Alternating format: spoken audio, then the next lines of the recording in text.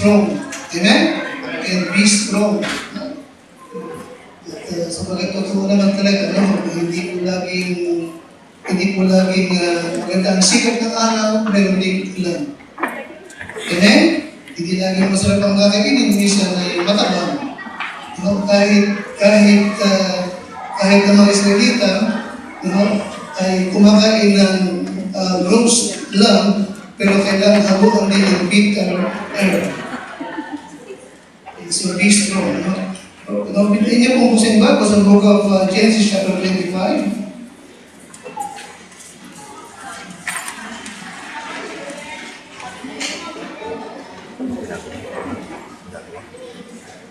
Genesis chapter 25. Meron din po tayo mag-peace muli ng umaga mula po sa lumban. Salamat sa Lord. Every Sunday po, meron tayo mag-peace din. Basta't strong ang ating evangelism, bibigyan tayo ng Diyos ng karon. Okay, the book of Genesis chapter 25, at ating pong basahin from verse number 19 hanggang number 34. At dito ay ating makikita itong anak ni Abraham at yung kanyang mga apo. Nandiyan na po kayo? At makikita niyo po rito yung bandang huli ay nakasentro po ito doon sa magkapatid na si Jacob and Esau. Verse 19, and these are the generations of Isaac, Abraham's son. Abraham begat Isaac.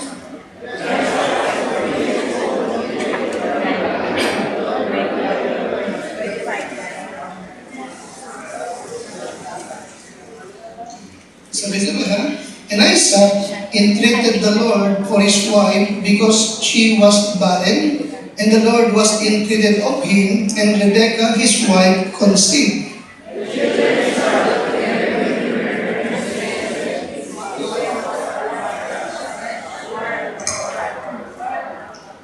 And the Lord said unto her, 2 nations are in their womb, and 2 manner of people shall be separated from their bowels, and the one people shall be stronger than the other people, and the elder shall serve the younger.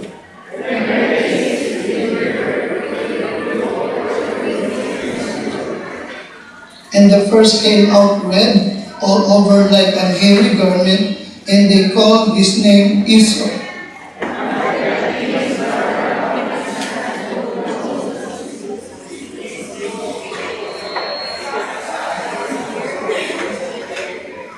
And the boys grew, and Esau was a cunning hunter, and a man of the field, and Jacob was a plain man, dwelling in tents.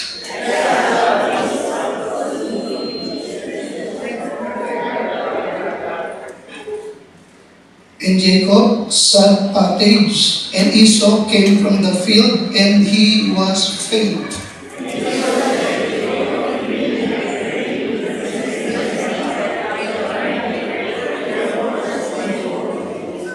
And Jacob said, sell me this day thy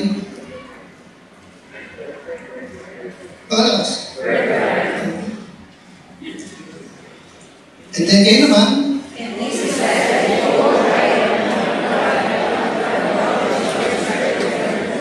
okay, now ibig kong tingnan niyo po din, no, na dito binibigyan pansin yung birth.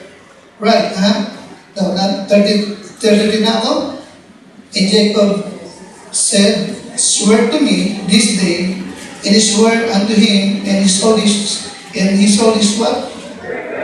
Unto Jacob. Tayo lahat din. Jacob gave Esau bread and pottage and lentils, and he did eat and drink and rose up and went his way. Thus Esau despised his birthright. Now sa aking Bible, nag-hinihitam ko yung salita niya, gayon ni walang halaga ni Esau ang kanyang pagka-pangalan. Manalangin ka, dakilang Diyos, salamat sa araw ito. Salamat dakilang Diyos sa iyong pagkilos, paggawa sa buhay ng bawat isa na hindi, Lord, ay iyo pong dinala dito sa iyong bahay-sambahan. And I pray, my Lord, ngayong umaga, ay muli patuloy mong gamitin ang iyong mga lingkod upang aming ipahayag, ipangaral, ituro ang iyong mga salita. And I pray, my Lord, bawat sa aming makatanggap ng pagpapala ngayong umaga. Di Lord, sa iyo lamang kami umaasa, Panginoon. We really believe, di Lord, without you, we could do nothing. So Lord, help me, strengthen me, at bigyan po ko ng lakas at kapangyarihan, dulot ng iyong Banal na Espiritu, sa pangalan po ng aming Panginoon Jesus. Amen. Now, let's sumakit din po dito na binigyan din 4 times yung salitang birthright. Yung pagkapanganay, na dito ay nagpakita po ng interest si Jacob sa pagkapanganay. At dito si Jacob ay kanyang inilig na, sige, bibigyan kita ng pagkain, Iso, pero ipagbili mo sa akin ang iyong pagkapanganay. Then, sabi ni, anong sagot ni Iso? Ako'y mamamatay na ng gutom. Anong halaga? Ano bang halaga ng pagkapanganay ito sa akin? At muli, sumagot si Jacob sa verse 3, ipangako mo muna sa araw na ito. At itong si Iso ay ipinangako niya, sige, sa'yo na, ikaw na ang panganay. Then, ibinigay ni Jacob yung pula na kanyang niluluto. Kumain itong si Iso, uminom, at umalis. At sa tabing niya ulit, and then that's the Iso, despise. Is it the word? Ano is, what mo niyo? That's Iso, what? Despise. Ganon, minalang halaga ni Esau ang kanyang pagkapanganay. Now, sa Bukod Malakay, chapter 1, verse 2 hanggang number 3, ay ibig kong makita nyo na hindi ito naging maganda sa paningin ng Panginoon. Malakay chapter 1. Malakay chapter 1, verse 2 hanggang number 3. Alright, now, okay. Alright, nakita nyo kung gaano pinag-interesan ni Jacob yung pagkapanganay? Nakita niyo po? Nakita niyo ba yun?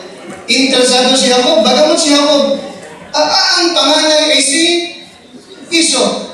Simunod si Jacob. Kambal sila, diba? Kambal. Ang panganay si Iso, ang sumunod ay si Jacob, pero si Jacob, interesado sa pagkapanganay. Pero si Iso, winalang halaga niyon.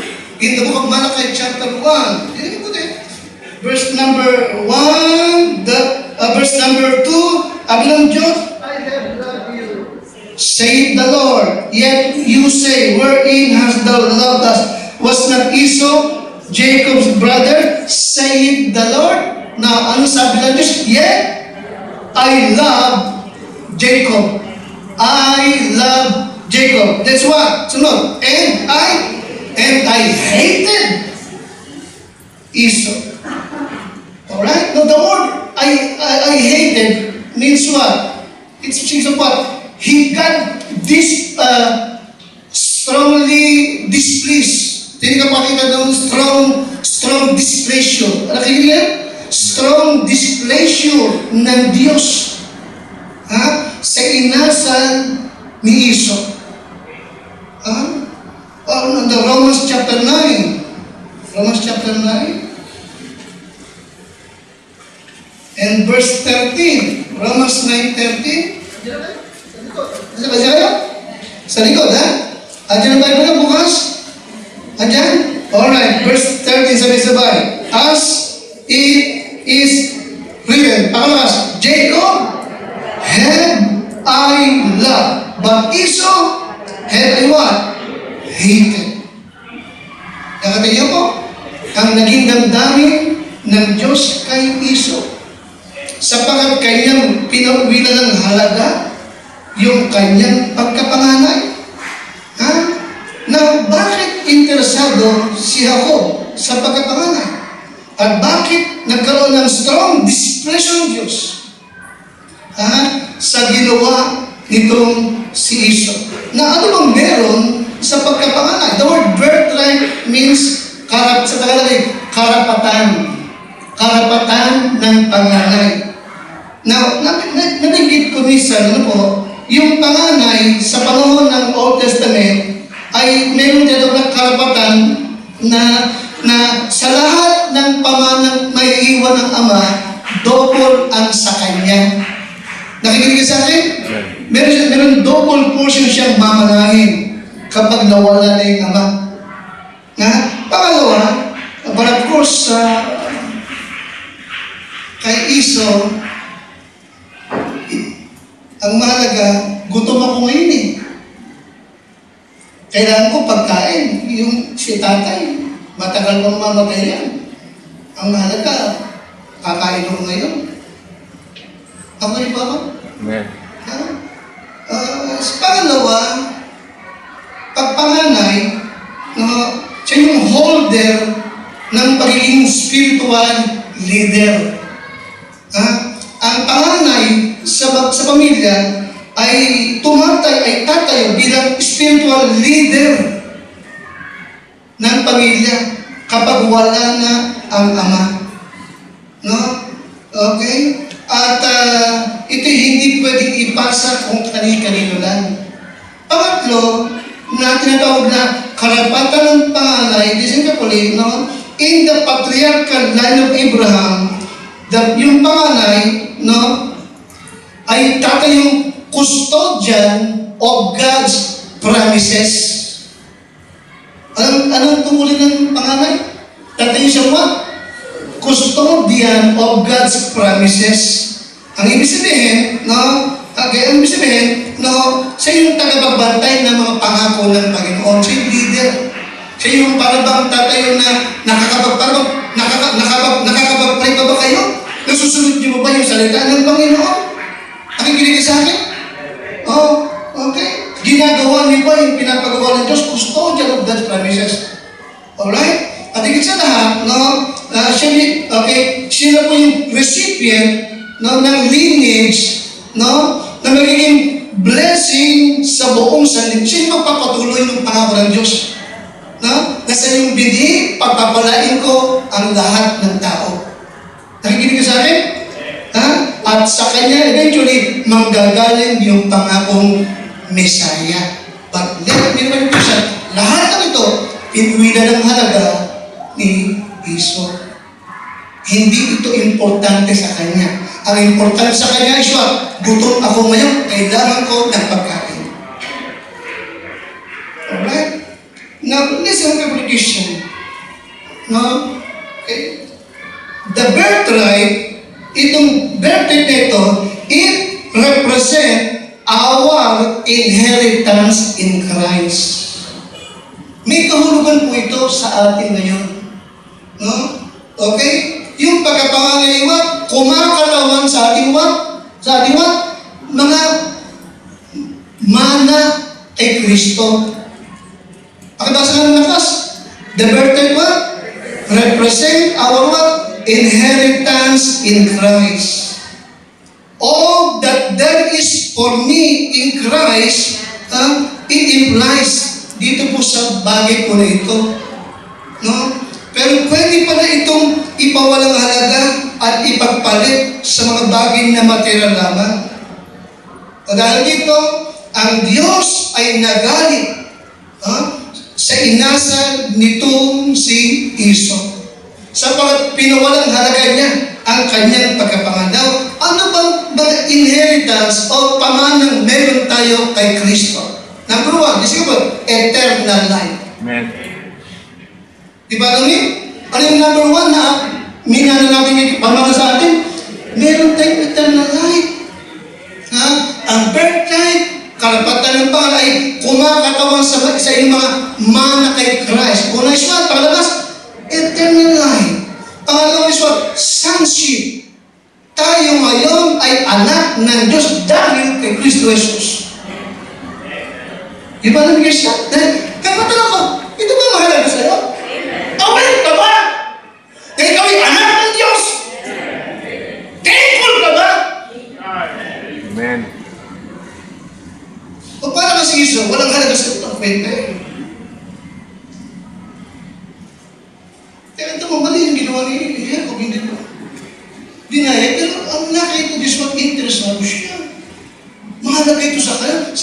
lang kay Iso, walang halaga. Thirdly, spiritual blessings.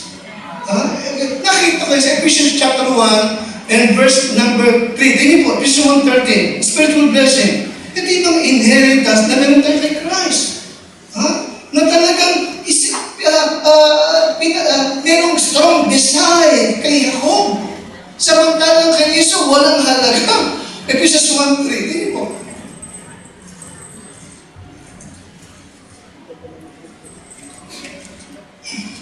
1:3. Okay, nandiyan kayo? Okay, lahat. Ready? Blessed be the God and Father of our Lord Jesus Christ, who hath blessed us. Kita mo yan? Blessed us. Nakakita siya ka? Blessed us? Blessed?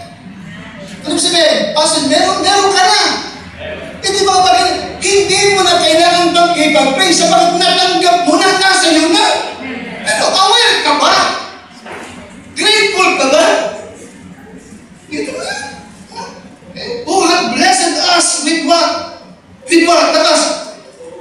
With what? All spiritual blessings in heavenly places in Christ. Now, ano yung mga yan? Ano yung mga spiritual blessings yan? Parang redemption. Natubos ka na. Napili ka na ng dugo. Ano yung pangalawa? Pangalawas. Justification. Pinapaging sakdal ka na. Sa harap ng Diyos, ikaw yung justified. Pinapaging sakdal. Hindi na hahatulan pa.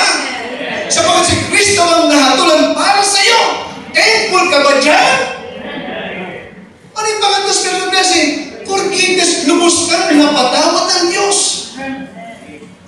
Isip mo yan. Okay. Ano pa? Ano ba yung aking inheritance?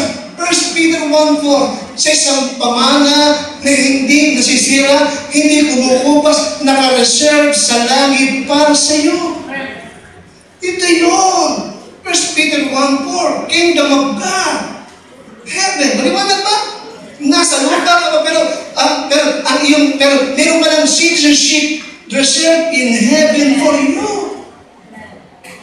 Pakilakas na sa isang manang hindi mas mapal ka pa kaysa sa mga nag-go away, tsaka Luciutan, tsaka Henry C. Amen? Mas mapalad ka pa. Yung kanilang kayamanan hanggang lupa lamang. Isang araw susupukin lahat. Samantalang meron kang nakareserve na isang mansion doon sa langit. Thankful ka ba? Aware ka ba yan? Baka ang tingin mo sa sarili mo, kawa-awa ka. Hindi ka kawa-awa. Mapalad ka sa di na mapalad. Akala mo ba?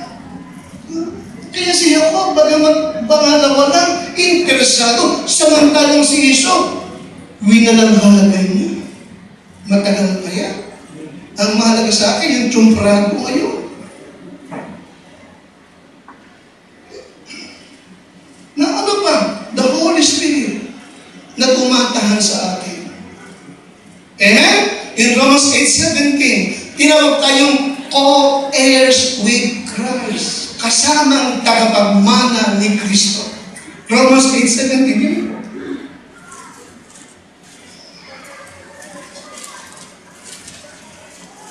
Romans 8:17. Nandiyan kayo? Sabay-sabay nga po tayo. Ready? Basa. And if children, kung mga anak ka ba ng Diyos, by faith in Christ, aware ka ba? And if children, then what? Heirs. Anong, heirs dino? Heirs dino? Tagapagmana kanino? Pagkakas, heirs of God and joint heirs with Christ. The word joint and is what? Kung anong meron si Kristo, mayroon ka din. Ay, tindihin mo natin yun? Ha? Okay? If so be that we suffer with Him, that we may be what? Glorified together. Okay? Now, be aware. Kung paanong hina ng halaga ni Esau at ipinagpalit lamang sa isang mangkok ng pagkain. Nagpapakita po ito na pwedeng mangyari na baka kahit ito walang halaga sa inyo. Nakikinig ka sa akin? At kung paano sinabi nun, I hate Esau, pwede rin mangyari sa inyo. Isang application. Indifference to spiritual things is the greatest sin of many people in the church today. Totoo yan. Maraming mga tao sa church ngayon ng Panginoon, walang para bang hindi nila pinahahalagahan ang mga bagay ng Panginoon.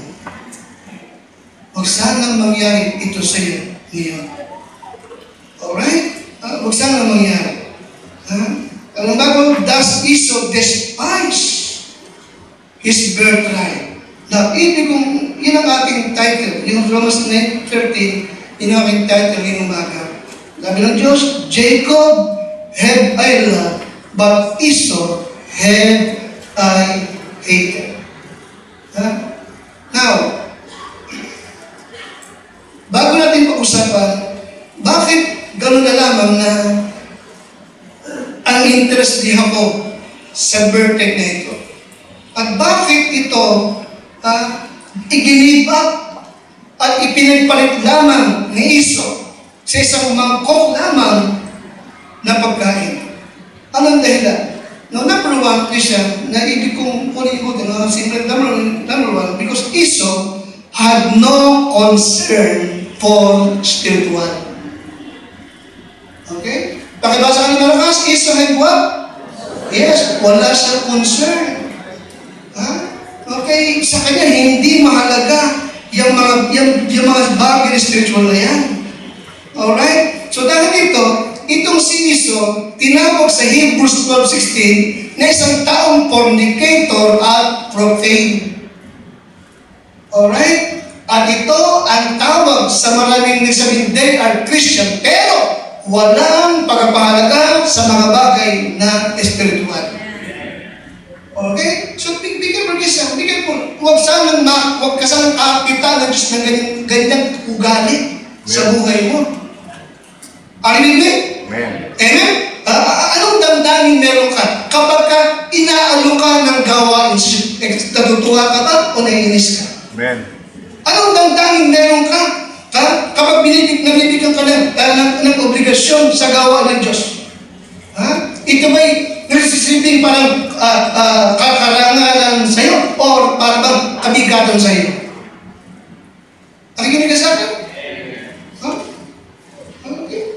Kasi mga tayo lahat, kilala tayo ng Panginoon. Alam niyo kung anong kasing tao ka. Pagka sa mga bagay sa school, sa gobyerno, sa munisipyo, sa barangay, talagang napapagod ka. Tuwang-tuwa ka, talagang kala mo ba, ala ka lang ng gobernador. Nabigyan ng konti mo, traffic lang sa kalsada eh, talagang. Lampas na sa patay eh.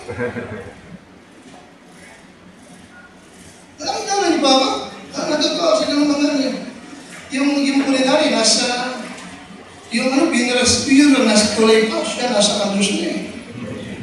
Lahat, pinapara, pati tangke. Sana ganun siya pag sa church. At naman, di ba?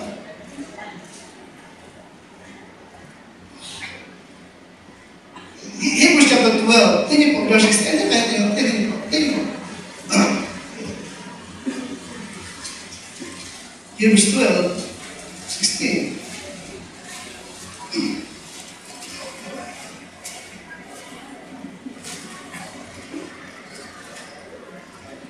Alright, tayo lahat, ready?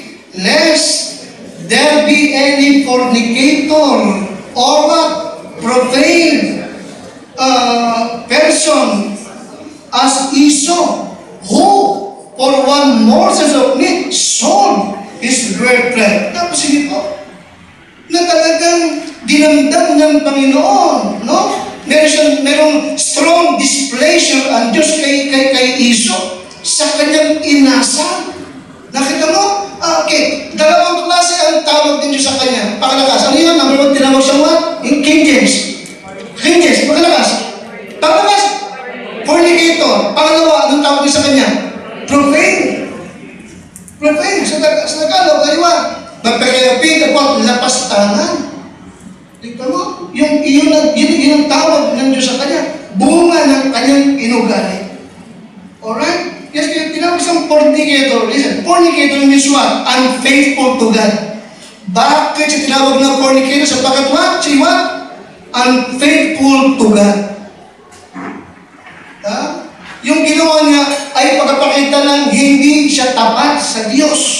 Ha? Esau was a man in love with the world and not in love with God. Kita mo? Ikaw, nasa ng pag-ibig mo? Sa Diyos ba? O sa mga bagay ng mundo ito? Ulitin ko rin, marami kayo siya magaling sa mga bagay ng mundo pero tamad sa gawain ng church. Kristiyano pero ang tingin sa ministry, corny. Kakasal ka. Pinagsakripisyo ni Kristo corny sa'yo. Di ba? Dati nakikinig sa akin? Pinagsakripisyo ni Kristo pero ikinakahiya mo. Pag sa mga bagay ng mundo, magaling ka, sasayaw-sayaw ka doon. Kakanta-kanta ka doon, pag ito pinag corny. Honestly, yung dalawang kanta kanina, ako naluluha doon eh. Paborito ko kinanta ni Ana. Ay, kung minsan nakakantayin ko yun. Nagtatanong ang puso ko, kailan kaya? Kasagutan sa dalangin inaasam. Ano? Ano ba ko? Ano pag nakakadama ako na ganun? Salamat. Nababagbog pa ako. Natatakot ako, baka sila, kinukumakanta na doon eh. Wala lang sa akin. Salamat, hanggang may talag pa sa puso ko. Ikaw ba? Ay, matanong kita. Serious, tatanong kita. Sa mga ganung amin, nababagbog ka ba? Naluluha ka ba? Kaya kapag may mga kumakanta, minsan, kaya sa mga umiiyak, hindi ko tinatawanan. Hindi ko gali yung walang iyakan. Ako siya, umiyak ka. Magulgul ka siya, matutuwa pa ako sa'yo. Totoo ako. Hindi ako nakukunya sa itong umiiyak sa church, sa testimony, ako nakukunya. Nabibless ako. Yung follow me? Nabibless ako. So bakit nakikita ko sa pagluha niya, grateful siya sa kanyang Panginoon. Okay? Kung matatakot ako sa iyo, kung wala kang malalamang conviction sa mga bagay ng Diyos, para kang si Esau. Kaya why would Esau give up so much? Give up so much. Okay? Para naman doon sa isang mangkok ng sok na pagkain na yun. Yes, Esau had no concern for the things of God. Okay? Tinawag siyang fornicator, unfaithful, at tinawag din siyang, ano yung pangalawang tawag sa kanya? Profane. Profane. Doon pala kinuha yung propane gas. Nakikinig ka sa akin? Profane. Profane means what? Blasphemous.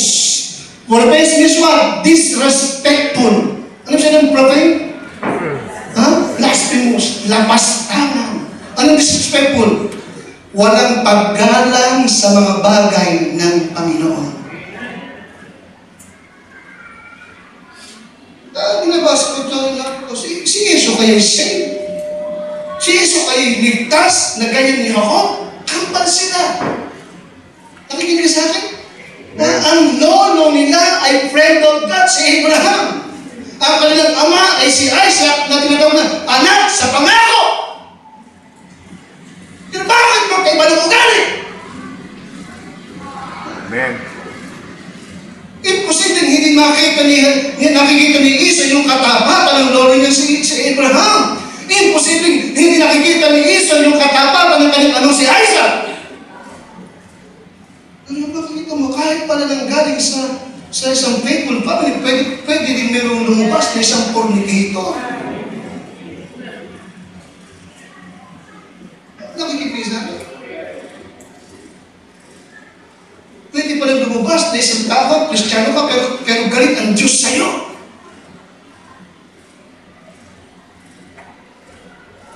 Subutin mo natin sarili mo. Paano ba talaga gawain ng Panginoon? May paggalang ka ba sa church? Yung mga programa dito ay iyong tinignan, nakagalang-galang. O corny sa'yo.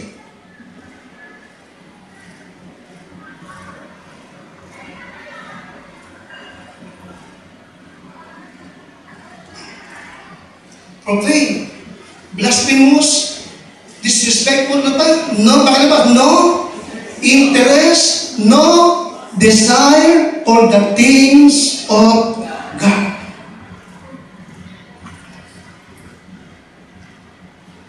Kaya nakikita ko siya. Baka may natok dito. Pag sa mga K-pops, mga soap opera, 3 oras, nakamula ka. Pag sa church, 30 minutes na, kaantok to. Walang paggalang. Magaling ka sa mga bagay ng mundo. Akala mo, okay lang sa Diyos yun. Nainisa ko. Listen carefully. Okay, listen carefully. Huwag mong isipin okay lang sa Diyos yung inaasa mo yan. Hindi okay sa Kanya yun. Pinakita niya, inibig niya si Jacob, pero kinabuotan niya si Esau. Ano meron kay Jacob? Desire. Ano meron kay Jacob? Interest sa bagay na spiritual. Na wala kay Esau.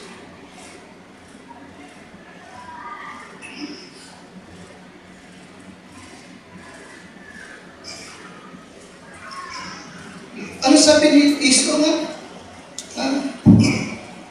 Galing siya sa maghapong paghahunting. Natin ba?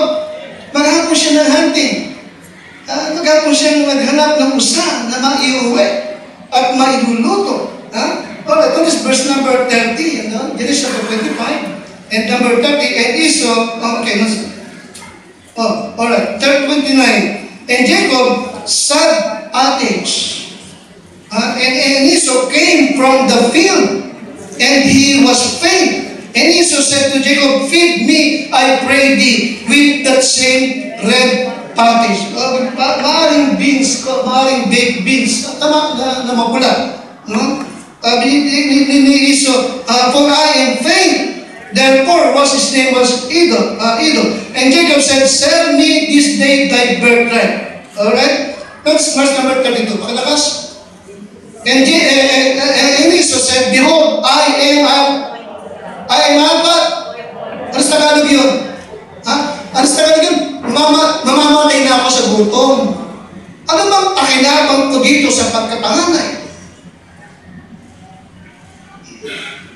Ano sabi niya? Mamamatay na siya na? Bakit siya mamamatay na gutom? Wala bang pagkain? Listen carefully. Ang kanyang lolo, naniniwala ko, buhay pa sa oras nito, sa oras na yun, ay si Abraham. Tama ba?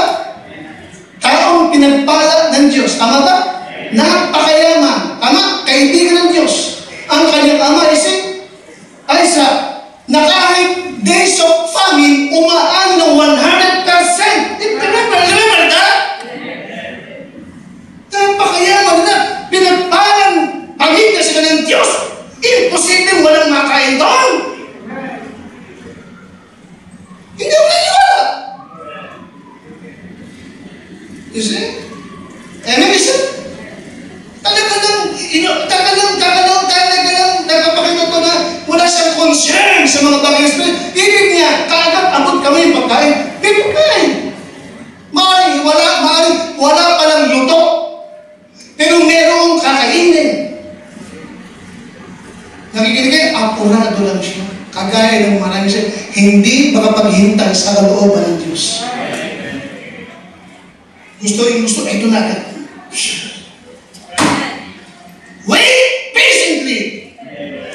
They that wait upon the Lord shall renew their strength. Matuto kang maghintay. Amen.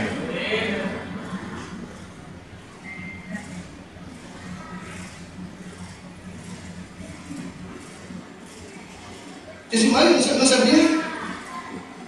What profit? Ito mo? Hanap lagi what? Profit. What profit shall this burden do to me? Kaya, tanong ko, how do you feel about spiritual matters? Ikaw ba ngayong mata? How do you feel about spiritual matters? How important are spiritual blessings to you? Gaano halaga sa iyo ito mga inheritance nito na meron ka na? Again, thankful ka ba?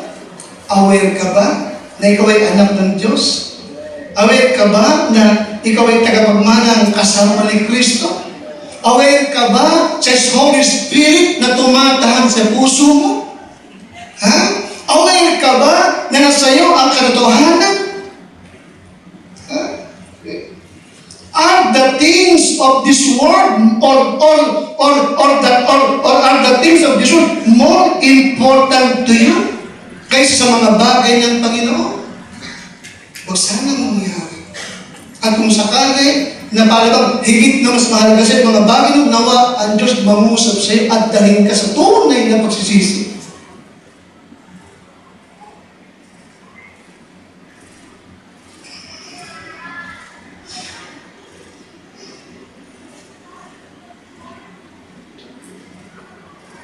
Kaya minsan, nakikiramdam ako. Nakikiramdam ako. May mga programa tayo. Kailangan mo ng mga manggagawa, kailangan mo ng suporta. Nakikiramdam ako. At inaalam ko, anong response nila? Anong response nila? Minsan, pag naramdam ako, ayaw ko nang pakinggan. Kasi ayaw kong magdamdam ako. Nakikinig sa akin? Sabag kung meron mo talagang dapat magdamdam, hindi ako kundi ang Panginoon. Nakikinig sa akin? Amen? May mga programa tayong nakahanda ngayon. Itong buwan ng August hanggang November. Hanggang November, loaded tayo eh. Oo, hanggang November, loaded tayo. Pero nga tayong sticker, dapat itong August, September na missionary sa Peru. Pero sabi ko, sorry kami, hindi ka namin ma-accommodate ngayon, October ka na. October ka na, 2030. Hindi.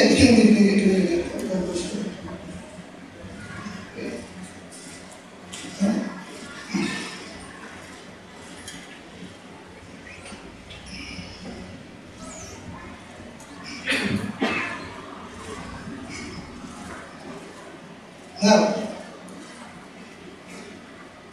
so verse number 34, no? Then Jacob, nandiyan kayo? Gave Esau bread and pottage of lentils, and he did it, and drink, and rose up, and went his way. Thus Esau despised his birthright.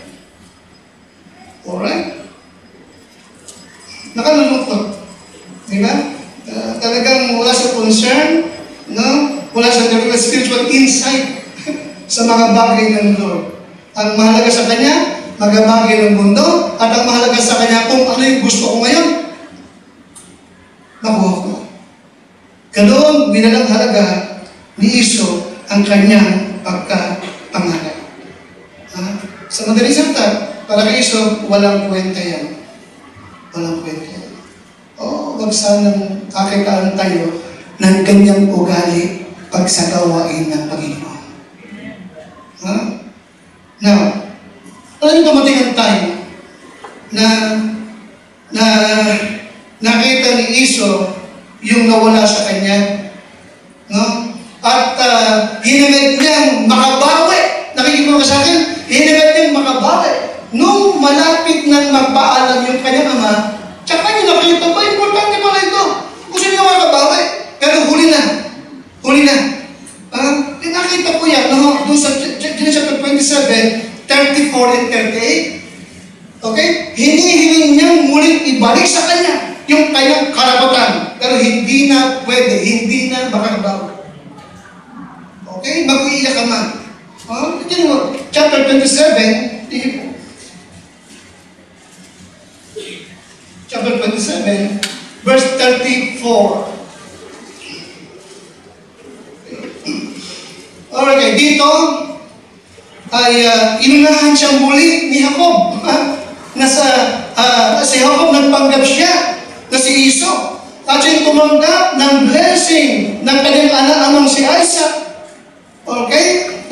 Hindi alam ni Esau, no? Para kay Jacob, nakuha ko, ako na rin ang pangalan, ako na rin dapat makatanggap ng blessing. Alright? Inunahan yung kanyang kapatid. No? Na, nung matanggap ni Jacob yung blessing, saka dumating si Esau. Pero huli na ang lahat.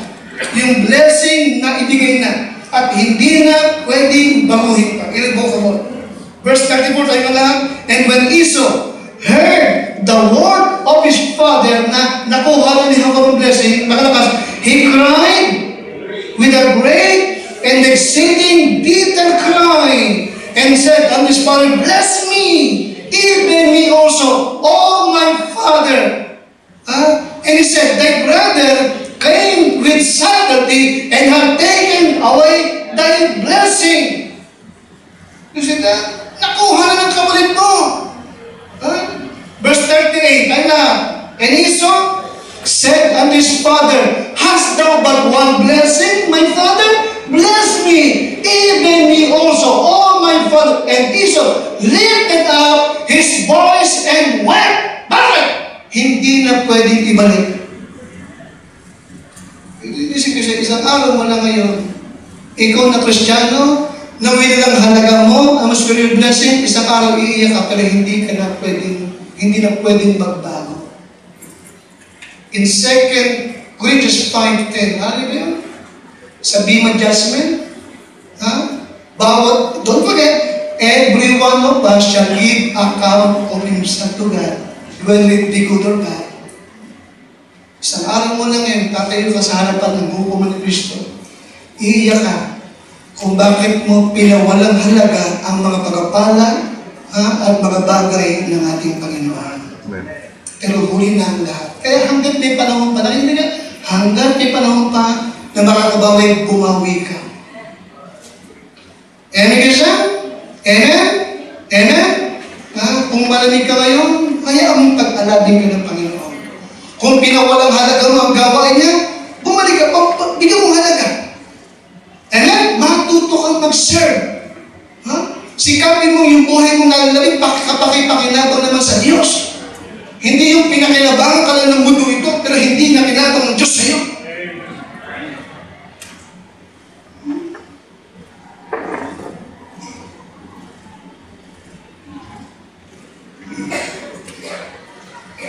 Okay, Christian. Si Esau ay ipinanganak at lumaki sa tahanan ng kanyang lolong si Abraham. Paalala mo lang ulit. Amen? Are you with me? At si Abraham ay tinawag na ba? Friend of God. At ang kanyang ama ay tinawag na ba? Son of promise. Anong tawag kay Isaac? Son of promise. Yung lolo naman ay what? Friend of God. Okay? Pero, pag binasa mo yung buhay ni Esau, wala kang makikita, brother, nabanggit na naman ng Diyos. Wala kang makikita. Diba namin? Ang interest niya lagi sa field, manghunting. Ano kami interest? Okay? Okay? Sa dami ng salita, meron binanggit sa kanyang buhay, he never mentioned the name of God. Alright? Okay? Unfaithful sa Diyos. No concern for the things of God. No, bakit ko ito sinasabi? Ulitin ko, warning ko ito. Nakikita ba kayo sa likod? Ano? Especially yung mga young people natin, kayong mga nagsilaki dito, kayong dito na pinanganak. Okay? You can grow up in the church. And yet, never think of God when you are alone. Amen. And the Lord is just a word you use in church. Pero walang kahulugan sa buhay mo. Amen. Pwede mo yan, tama? Tama? Pinanganak ka rito, lumaki ka rito, Ganun pa man, pag nag-iisa kami, hindi mo iniisip ang ating Panginoon. Parang salitang Lord, ay parang salitang binabanggit mo lang pagka sa church ka, pero walang meaning sa iyong buhay. Amen. Kasi kaya, this morning, saliksikin mo puso mo. Examine yourself whether you are in the faith. Amen. Magsuri ka.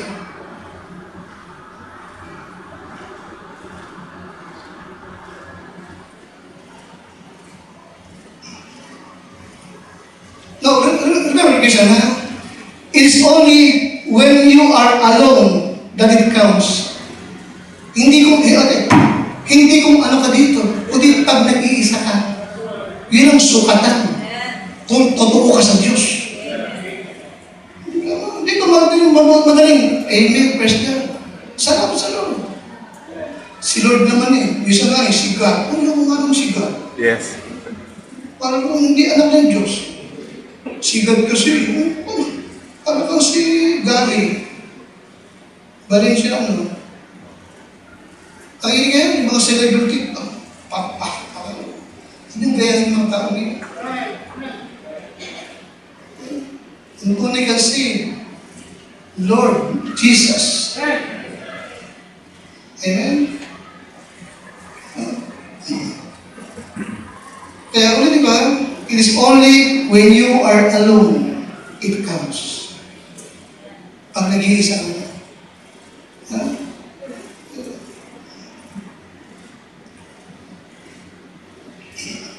Nakikin kayo? Take notice na. Listen ka po young people. Meron akong apat hanggang 5 tanong. Gusto ko po na kunin. Ano po? Number 1. Kapag nag-iisa ka, do you think about God when you are alone? Sige. Hindi pag narito ka, kundi when you are alone. Do you think about God when you are alone?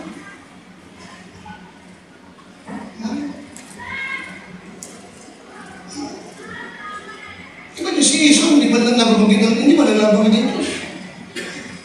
Hanggang sa mamamatay siya, hindi niya nabanggit ang Panginoon. Secondly, do you pray to God when you are alone? Do you read His Word? Madali kapag ka nakatira ka pa sa bahay ng nanay mo, tatay mo. Madali yan, tama? Madali ito Pakita mo nagpe-pray ka, pakita mo nagkabasa ka pa kasi nandun ang mga magulang. But when you are alone, ikaw ba, kung isa, nagpe-pray ka ba? Binabas mo ba yung kanyang salita kapag nag-iisa ka? Lalo na kapag ka malayo ka. Naunawan niyo ba ako?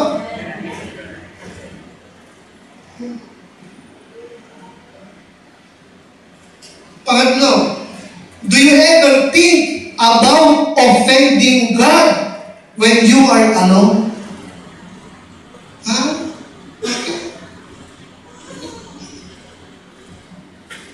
Okay ka ba?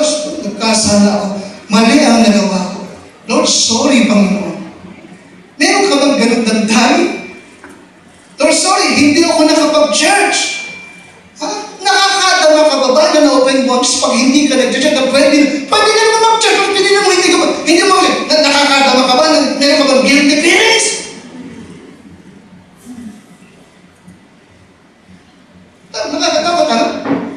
Tama ba ako? Ulit yung Christian. Don't ever think na okay lang sa Diyos yung mali mong inaasal sa Kanya. Huwag mong isipin okay lang sa Kanya. No, hindi okay lang sa Diyos. Maniwala, inibig niya si Jacob. Pero kinapuotan niya si Esau.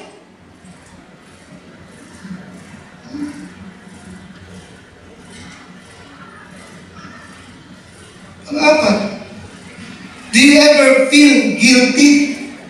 Do you ever feel guilty because God has seen your sin when you are alone? Sige nga.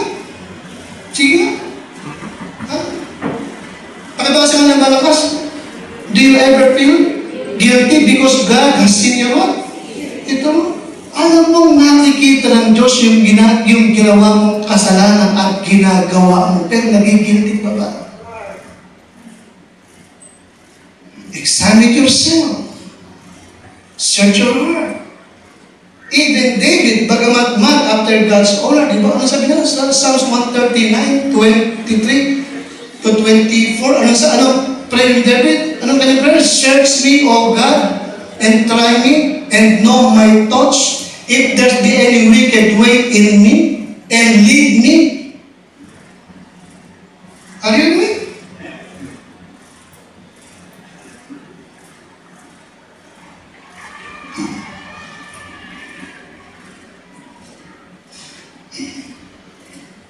Sabi ko, ano kaya si Esau? Saved o unsaved? Ano kaya yung ibang nagsabing they're Christian? Saved o unsaved? Bakit gano'n? Or backslider lang? Ha? Now, maaaring sabihin ng iba, huwag nyo na lamang akong pakialaman. Pero hindi, may pakialam ako eh. Ako pastor eh. Amen. Amen? Tungkulin ko to eh. My business is to tell you that you are not saved kung hindi ka saved. At kung saved ka naman, no, ang business ko is what? Repent. Amen? Repent and do the first work. Okay? Sabi mo, Jacob, hebal nga. But Esau had I hated. Now, Jacob, no, bakit siya inibig ng Diyos bagamat mali ang kanyang ginawa? Sapagkat sa kanyang inasal, nakapakita lang ito, at number that Jacob was a person who did think about God. Nasa kanyang isipan ng Panginoon. Yes, hindi siya perfect, nagsinungaling siya, nandaya siya, ayun si Jacob. Tinawag niya siyang trickster eh. Tama ba, di ba? But by the grace of God, Jacob became God-conscious. At siya pinagpakita ng interest and desire for the things of God. Amen? Nakipagamat, hindi siya pinagpakita siya kanyang strong desire sa mga bagay ng Panginoon. Kaya inalok niya, ipagpili mo sa akin ang pagkapanganay mo. Pagpili mo sa akin. Sapagat naunawaan niya, no, yung pangako ng Lord na sa pamamagitan lang yung bili, pagpapalain ko ang mga bansa na yan. Nakita niya ako. Okay? At mag-isip chapter 28, ano po, si Jacob he made vows to God. The Lord, kapag ako yung ibinalik sa bahay ng Ama, at ako yung pinagpala mo, yung ika-10 bahagi ng lahat kung kikita, ipagkakaloob ko sa iyo. Ano ba yan? Ano ba yan? Wala pa siyang trabaho. Wala pa siyang trabaho. Wala pa. Okay, at hindi niya alam kung anong mangyayari sa akin, pero nagkaroon siya agad ng bawlod sa lahat ng blessing na ibibigay mo sa akin, ibibigay ko yung 10% sa iyo. Remember that? At sa chapter 31, verse number 5, no? Okay, si Jacob ay tumawag sa Panginoon. Sabi ni Jacob, sabi niya, the God of my father had been with me. Nung siya namin dinadayan ng kanyang silaban. Okay, ibig ko makita niyo po yung kanyang prayer sa chapter 31 and verse number 5. At dito ay nakita ko yung kanyang awareness. Oo, hindi siya perfect, but pero aware siya sa presensya ng Diyos na sumasa kanya at nagpapala sa kanya. Aware siya sa mga pangako ng Panginoon. Chapter 31 and verse number 5. Nandiyan na kayo?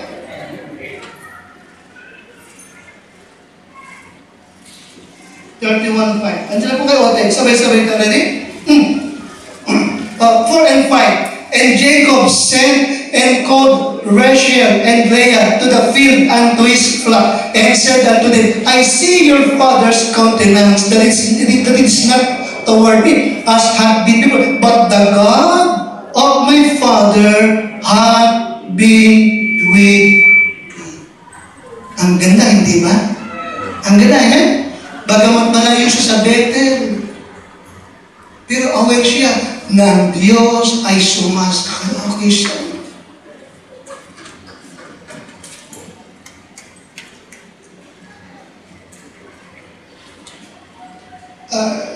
Ito sa akin, gusto kong makita sa inyong lahat. Awareness, meron ka na ang Diyos sumasayo saan ka man nagpupunta. Awareness sa mga commitment mo sa Panginoon. Awareness na ikaw ay anak ng Diyos. Awareness na ang Diyos ay nag-e-expect sa'yo. Tumino ka niya.